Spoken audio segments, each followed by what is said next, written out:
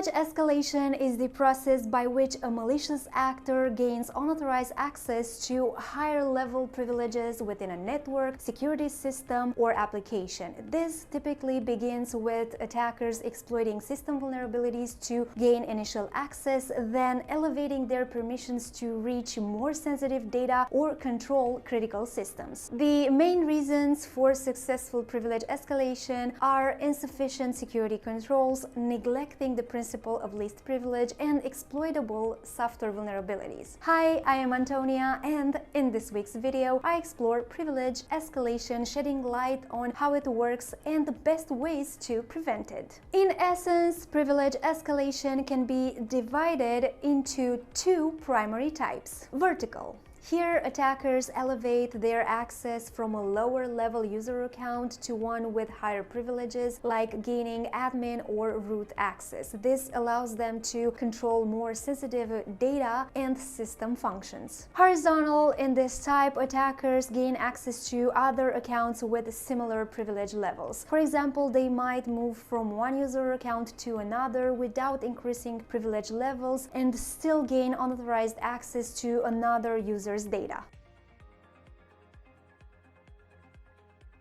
Unfortunately, detecting privilege escalation is challenging due to its unpredictable nature. Once attackers gain any credentials, they appear as legitimate users, making detection hard. The time to detect these attacks, known as dwell time, can take weeks or months, allowing intruders to gather information, gain more credentials, and escalate privileges while covering their tracks. However, there are several ways organizations can detect privilege escalation attacks, including regularly examine system logs to detect unusual patterns or suspicious behavior, such as multiple failed login attempts or abnormal command executions. Deploy user and entity behavior analytics solutions that use machine learning algorithms to understand the typical user behavior patterns and send alerts when anomalies are detected. Implement monitoring systems that notify you of unauthorized password changes, indicating an attacker may be trying to maintain elevated access. Intrusion detection systems can look for known signatures of common privilege escalation tactics, such as buffer overflow exploits or SQL injection attacks. This way, they can catch incidents early, preventing significant damage.